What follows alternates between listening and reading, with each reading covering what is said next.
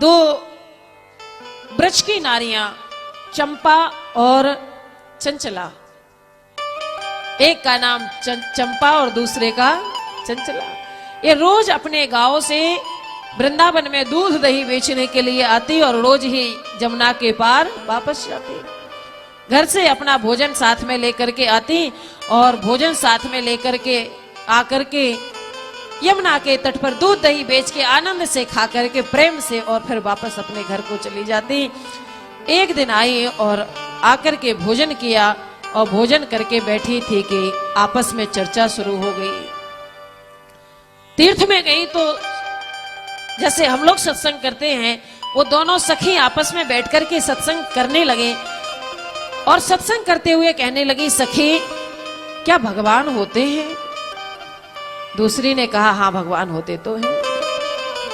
अगर भगवान होते हैं तो वो कहां होते हैं?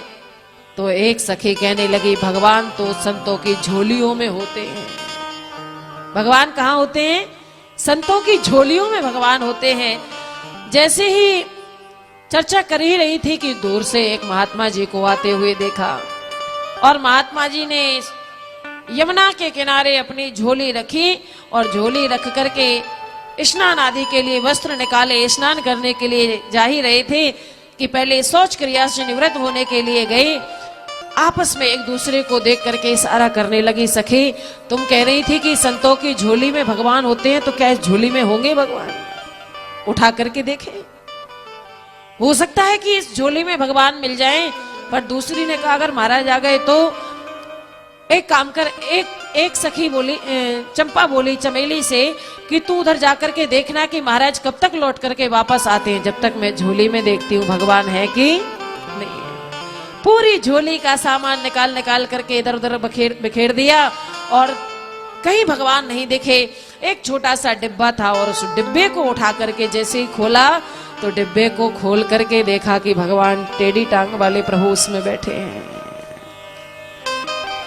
एक छोटा सा वस्त्र मिला, उस वस्त्र को बिछा करके भगवान को विराज दिया और विराजमान करके हाथ जोड़ के प्रार्थना करने लगे और देख करके सोचने लगे कि प्रभु तो मिल गए।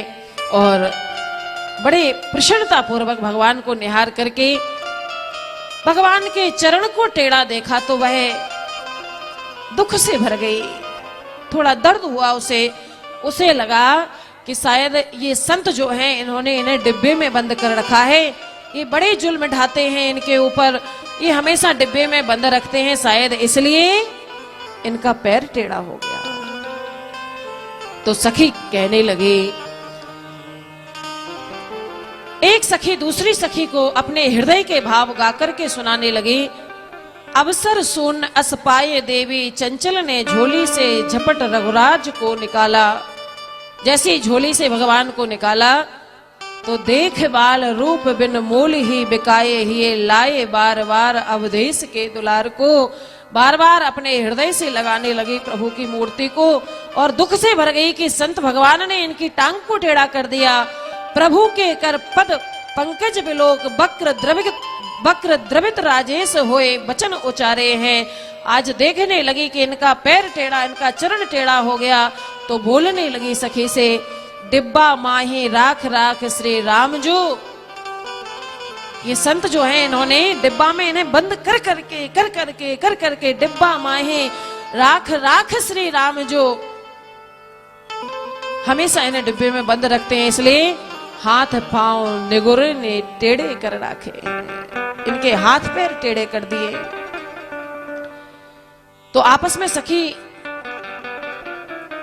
दोनों मिलकर के उन्हें सुंदर से आसन पर बिठाती हैं और बिठा करके कहने लगी, देखो अब हमने आपको डिब्बे से बाहर, भोली भाली एकदम निर्मल स्वभाव वाली, देखो प्रभु हमने आपको डिब्बे से बाहर कर दिया, अब आपको चिंता करने की आवश्यकता नहीं, अब आप आराम से सीधे हो जाइए, अब अपने हाथ पैर आप सीधे कर लीजिए। भगवान से बातचीत करने लगी तो प्रभु कुछ बोले नहीं, तो उसको लगा कि शायद पहली बार मिले हैं, संकोच है, तो कहने लगी हम समझ सकते हैं आप पहली बार मिले हैं इसलिए बात नहीं करते, लेकिन आप आराम से सीधे होकर के खड़े होइए, हाथ पैर सीधे कर लीजिए, जब तक महात्मा जी नहीं आते तब तक हम आपको बाहर ही रखेंगे। फिर भी सीधे नहीं हुए तो मटकी उठाई और जल्दी से मटकी उठा करके जो थोड़ा सा मक्खन उसमें लगा हुआ था उस मक्खन को निकाल करके मालिश करने लगी। हाथ पैरों में खूब अच्छे ढंग से मालिश करने लगी और देखते ही देखते भगवान सीधे हो गए। ये है भाव। भगवान जब सीधे हुए तो खुश हो गई, प्रसन्न हो गई। अब इनके हाथ पैर सही सलामत हो गए। बिठा दिया और फूल तोड़ करके लाई, फूल चढ़ाए, थोड़ा सा प्रसाद लगा दिया और भगवान को निहारे जा रही हैं। चंचला ने कहा कि आज भगवान मिल गए हैं तो 2 फूल भी चढ़ा दे। फूल चढ़ाए और बाद में कहने लगी आपस में सखियां, नेगोरे तो है दया नहीं आई, नेगोरे तो है दया नहीं आई। तुम्हें दया नहीं आई, इनको टेढ़ा कर दिया तुमने। संत बनो घर घर में डोले, जाने क्या पीर पराई, जाने कब सो या डिब्बा में राखे शिशु रघुराई, अंग अंग किए बक्र बावरे, साधु बनो आता ताई। तुम आता ताई बन गए, तुमने इनके अंग अंग टेढ़े कर दिए और सीधे कर दिया। भगवान को खड़े हैं सीधे। इतने में साधु महाराज लौट करके आ गए तो चंचला और चंपा दोनों दूर जाके खड़ी हो गई। महाराज ने सामान फैला हुआ देखा, बड़े क्रोधित हो गए, क्रोध आया। लेकिन जब तक स्नान नहीं करते थे तब तक मौन धारण करते थे, तो मौनी बाबा कुछ बोल भी नहीं सकते। गुस्से के मारे कुछ कह नहीं पाए, कुछ बोले नहीं। लेकिन सामान समेटते हुए धीरे से दृष्टि उनकी उन ठाकुर जी के ऊपर पड़ी तो ठाकुर जी तो आज सीधे खड़े हैं।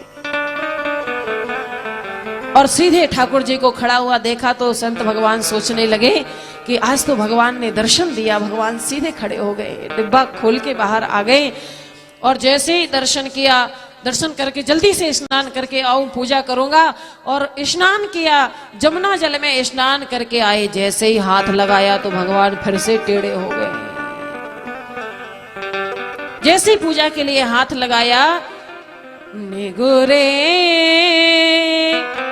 तो है दया नहीं आई।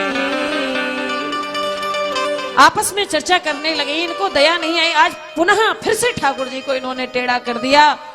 आपस में कहने लगी ये शायद अकेले में बहुत डांट फटकार लगाते होंगे, बहुत सताते होंगे इनको, इसलिए ये इनके डर के मारे फिर टेढ़े हो गए। पहले तो मैं कितना निवेदन कर रही थी कि तुम संत भगवान आ रहे हो, डिब्बे में बंद हो जाओ।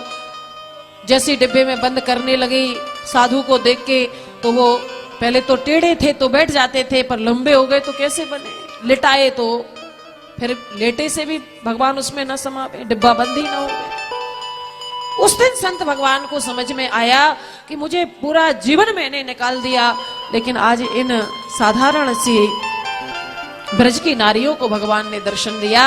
ये सरल हैं और भगवान सरलता पर रीझते हैं। भगवान भाव के भूखे हैं, भाव पर रीझते हैं। भाव वाले भक्त का पूर्ण अधिकार परमात्मा के ऊपर होता है।